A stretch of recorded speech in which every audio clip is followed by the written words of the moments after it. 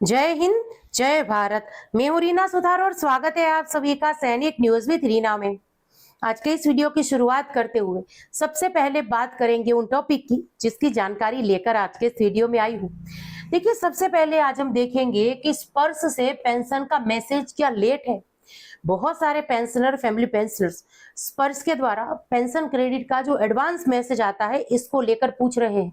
आज के इस वीडियो में इसके बारे में बात होगी। इसके साथ साथ हम बात करेंगे फाइनेंस एक्ट 2026 की।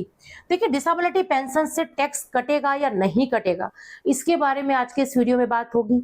इसके साथ साथ कुछ कमेंट्स मैंने शामिल किए हैं जिनके माध्यम से हमारे पेंशनर और फैमिली पेंशनर्स ने अपनी पेंशन संबंधित समस्याओं को पूछा है।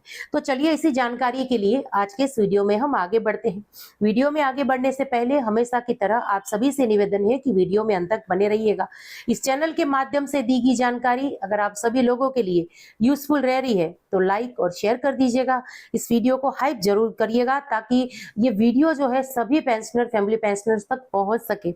आप चाहें तो हमारे चैनल को ज्वाइन भी कर सकते हैं, लेकिन चैनल को सब्सक्राइब करना ये बेहद जरूरी है। तो अभी अगर सब्सक्राइब नहीं किया है तो सब्सक्राइब कर दीजिएगा और नोटिफिकेशन ऑन रखिएगा ताकि हर एक वीडियो की अपडेट आप लोगों तक पहुंचती रहे। तो चलिए, इसी के साथ आज के इस वीडियो की शुरुआत करते हुए सबसे पहले बात करते हैं स्पर्श से पेंशन का मैसेज हुआ लेट। अभी आप स्क्रीन पर जो कमेंट देख पा रहे हैं, यहाँ पर ये लिख रहे हैं कि हर साल तो फरवरी का पेंशन का मैसेज जो है 18-19 तारीख तक आ जाता था, यानी आना शुरू हो जाता था। पर इस साल आज 20 तारीख हो गया है, अभी तक पेंशन का मैसेज नहीं आया है। देखिए, स्पर्श से पेंशन का मैसेज तो 1-2 दिनों में आना शुरू हो जाएगा, उसको लेकर आपको चिंता करने की जरूरत नहीं है। अगर आपने लाइफ सर्टिफिकेट सही तरीके से सबमिट करा दिया है तो आपकी पेंशन आपके खातों में सही तरीके से क्रेडिट हो जाएगी, सही समय पर क्रेडिट हो जाएगी। और आज जहां पेंशन मैसेज की बात आ रही है और मैं इसके बारे में जिक्र कर रही हूं, तो एक बात जरूर से यहाँ ऐड करना चाहती हूँ। हमारे सेंट्रल गवर्नमेंट के जो दूसरे विभागों के पेंशनर और फैमिली पेंशनर्स है उनके लिए, देखिए, जिनकी भी पेंशन बैंक से आ रही है, चाहे हमारे डिफेंस के ही क्यों ना हो, अभी कुछ ऐसे हैं जिनका माइग्रेशन स्पर्श में नहीं हुआ है, ये उनके लिए भी लागू होता है। देखिए, माननीय केंद्र सरकार ने जो है एक लेटर जारी किया था जिनमें बैंकों को ये कहा था कि आप जो पेंशनर या फैमिली पेंशनर्स हैं, जब उनको पेंशन दे देते हैं उसके बाद उनको पेंशन स्लिप दीजिए, चाहे मेल के जरिए चाहे व्हाट्सएप के जरिए, लेकिन उनको पेंशन स्लिप दीजिए ताकि उनमें पता चले कि उनको पेंशन सही आ रही है या नहीं आ रही है। बहुत सारी उसमें जानकारी थी, उसका जो एक फॉर्मेट था वो भी मैंने उस वीडियो में एक शेयर किया था, तकरीबन 1 से 1.5 महीने पहले का एक वो वीडियो था, तो डिटेल में मैंने उसके बारे में बात की थी। अगर कोई पेंशनर ऐसा है या फैमिली पेंशनर्स ऐसा है जो अपनी पेंशन स्लिप चाहता है, बैंक में जाके इसको शुरू करवाना चाहता है, वो लेटर चाहिए तो व्हाट्सएप के जरिए मुझसे मांग सकते हैं, मैं जरूर से दूंगी। पर आप पेंशन स्लिप जरूर से लीजिए ताकि आपको पता चले कि आपकी सही पेंशन आपको मिल रही है या नहीं मिल रही है। चलिए, इसी के साथ वीडियो में आगे बढ़ते हुए बात करते हैं फाइनेंस एक्ट 2026 की। देखिए, फाइनेंस एक्ट 2025 जब आया था तो उसमें डिसेबिलिटी पेंशन को लेकर टैक्स कटेगा नहीं कटेगा कुछ उसमें नहीं लिखा हुआ था, तो तब तक तो चलिए बात ठीक थी। लेकिन अभी 2026 में जब फरवरी महीने में जब बजट आया है, तब उसके बाद जो फाइनेंस एक्ट 2026 की बात आ रही है उसमें सबसे ज्यादा जो हमारे डिसेबिलिटी पेंशनर्स हैं वो परेशान हो रहे हैं। किनकी पेंशन से टैक्स कटेगा, किनकी पेंशन से टैक्स नहीं कटेगा, ये यहाँ पर जो है एक बहुत बड़ा सवाल हो रहा है हमारे जो पेंशनर्स है डिसेबिलिटी उनके सामने। तो देखिए, डिसेबिलिटी पेंशन से टैक्स कटेगा या नहीं, अगर इसके बारे में सिंपल एक शब्द में, एक लाइन में अगर मैं कहूँ तो देखिए, ऐसे पेंशनर्स जो डिसेबिलिटी की वजह से आउट हुए हैं सर्विस से, डिसेबिलिटी एलिमेंट जिनको आता है, तो उनकी पेंशन से टैक्स नहीं कटने वाला है। लेकिन ऐसे पेंशनर्स हैं, भले ही उनकी डिसेबिलिटी पेंशन आ रही है, जिन्होंने सर्विस पूरी की है, पूरी सर्विस करके वो रिटायर आए हैं और उनकी इनकम जो है 12 लाख से ज्यादा है, तो उनकी पेंशन से जो है टैक्स कटेगा।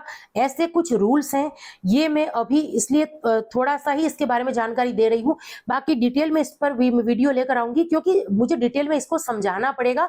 पर अभी इतना समझ लीजिए कि सभी डिसेबिलिटी पेंशनर्स को टैक्स नहीं लगने वाला है, और जो 12 लाख की इनकम वगैरह का जो है वो थोड़ा मायने रखता है, तो इस बात को लेकर आप निश्चिंत रहिए। बाकी डिटेल में इसका मैं वीडियो लेकर 1-2 दिन में जरूर से आऊंगी। चलिए, अब वीडियो में आगे बढ़ते हुए कुछ कमेंट्स देख लेते हैं। ऑनरे नायब सूबेदार और नायब सूबेदार रैंक के हमारे कुछ पेंशनर्स हैं जिन्होंने यहाँ पर सवाल पूछे हैं। तो देखिए, सबसे पहला ये सवाल है एक लिख रहे हैं कि मैडम मैं आर्मी में सर्विस 26 साल और 4 डेज जो है किया था और मुझे एमएससीपी नायब सूबेदार मिला था। पर मेरी जो बेसिक है अभी 26,900 है, क्या मेरी बेसिक सही है? देखिए, ऐसे नायब सूबेदार रैंक के पेंशनर्स जिनकी सर्विस जो है 26 साल है, उनकी जो पेंशन है 26,900 रुपए है। ये मैं वाई ग्रुप की बात कर रही हूँ, तो ये बिल्कुल सही है। आगे एक पेंशनर्स यहाँ पर उन्होंने कमेंट किया है कि नमस्कार, आफ्टर 26 ईयर सर्विस मैं रिटायर आया हूँ अक्टूबर 2005 में एज अ ऑनरी नायब सूबेदार। माय बेसिक जो है पेंशन इज 26,738 रुपए पर मंथ। ये सही है, ये बिल्कुल सही है। ऐसे पेंशनर्स जिनकी सर्विस जो है 26 साल पूरी है, ऑनरी नायब सूबेदार रैंक है, तो उनकी जो बेसिक है 26,738 रुपए है। ये बात जरूर से ध्यान रखिएगा। अगर कोई भी ऐसे पेंशनर्स है जिनको इनसे थोड़ा कम मिल रहा है, वो कंप्लेन जरूर से दर्ज करा दीजिएगा।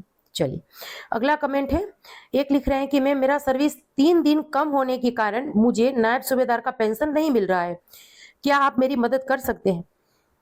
देखिए, 365 दिन का एक पूरा साल अगर हम गिनते हैं, आपने 24 साल आपने 3 दिन कम लिखा है, तो नायब सूबेदार की बात अगर आप कर रहे हैं तो 24 साल ही सर्विस आप काउंट कर रहे होंगे।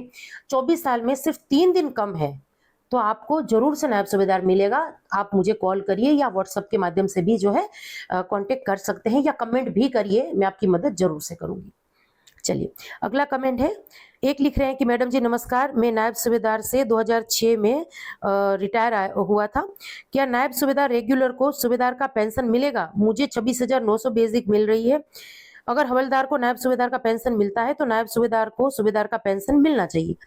देखिए, नायक, हवलदार और नायब सूबेदार, ये प्रमोशन की बात यहाँ पर हम कर रहे हैं। ये रेगुलर प्रमोशन नहीं है, एससीपी या एमएससीपी की हम प्रमोशन की बात करते हैं। जब कोई ऐसा सिपाही रैंक से कोई ऐसे पेंशनर्स हैं जिनकी सालों तक अगर वो प्रमोशन नहीं होती है, तो उनको जब 10 साल कंप्लीट हो जाते थे तो नायक का प्रमोशन मिलता था, 20 साल कंप्लीट हो जाने पे हवलदार और 30 साल कंप्लीट हो जाने पर नायब सूबेदार। ये मैं 2003 से पहले की बात कर रही हूँ। 2003 से 5 तक ये होता था, मतलब 2003 से 5 तक 10, 20 और 30 का अभी जो मैं बोल रही हूँ फॉर्मूला, वो लागू पड़ता था। 2003 से पहले जो पेंशनर्स रिटायर होकर आए हैं, सर्विस में थे, उनको एससीपी भी लागू नहीं था, एमएससीपी भी लागू नहीं था। तो उनको जो है कोई सिपाही रैंक का अगर पेंशनर्स हैं, वो सर्विस कर रहे हैं, प्रमोशन नहीं है, तो वो वही रैंक से रिटायर हो जाते थे 2003 से पहले। 2003 से 5 तक एससीपी लागू हुआ, जिसमें 10, 20 और 30 का फॉर्मूला था।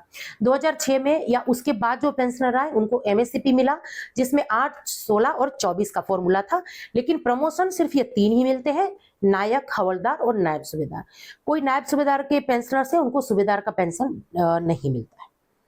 एमएससीपी की बात मैं यहाँ पर कर रही हूँ। चलिए, अगला कमेंट है, और आज के इस वीडियो का ये सबसे आखिरी कमेंट है। ये लिख रहे हैं कि मैम, मेरे पिताजी आर्मी से रिटायर हुए थे 1986 में। मेरे माताजी के एसबीआई अकाउंट में 17/2/2026 को 13,300 रुपए क्रेडिट हुए हैं। मेरे माताजी के लास्ट महीने की मंथ में 14,520 रुपए पेंशन आती है, तो ये 13,300 रुपए कैसे आए हैं? देखिए, हो सकता है कि आपने किसी पुराने एरियर के लिए कंप्लेन वगैरह की हो, या आपके कोई पैसे अगर बाकी निकल रहे हो तो उसका भुगतान अभी स्पर्श ने किया हो। देखिए, ये पैसे आपके खातों में क्यों क्रेडिट हुए हैं, इसके बारे में आपको स्पर्श में कॉल करके ही पता चलेगा। स्पर्श का जो कॉल सेंटर है, उसमें कॉल करके आप इसके बारे में पता कर सकते हैं। एक रिक्वेस्ट यहाँ पर मैं करती हूँ आपसे, जिन्होंने ये कमेंट किया है, इनके साथ साथ सभी हमारे पेंशनर, फैमिली पेंशनर से, चाहे स्पर्श के हो, चाहे सीपी ग्राम के हो, आपको गूगल से नंबर सर्च नहीं करने हैं। आपको ये नंबर सर्च करके नहीं लेना है। इस वीडियो के माध्यम से मैं समय समय पर नंबर शेयर करती रहती हूँ। अभी जिन्होंने ये कमेंट किया है कि जिनके माताजी के खातों में ये 13,300 रुपए एक्स्ट्रा क्रेडिट हुए हैं, वो प्लीज मुझे कॉल करिए। मैं आपके पास अगर स्पर्श के नंबर नहीं है, मैं शेयर कर दूंगी। लेकिन कई बार अगर हमारे हाथ में गलत नंबर आ जाते हैं तो उससे हमारा अकाउंट खाली भी हो सकता है। इस बात का हमें ध्यान रखना है। तो हम जो नंबर शेयर करते हैं वो पूरे तरीके से वेरीफाई करके करते हैं, तो आप उस पर ट्रस्ट कर सकते हैं। अभी आप मुझे कॉल करिए, मैं स्पर्श के नंबर शेयर कर दूंगी, आप इंक्वायरी कर दीजिए, वो बंदे आपको बता देंगे कि ये पैसा किस चीज का है। तो चलिए, यही कुछ जानकारी थी जिसको लेकर आज के इस वीडियो में आई थी। अब ये जानकारी आप सब लोगों को कैसी लगी, कमेंट्स के माध्यम से जरूर से शेयर करिएगा।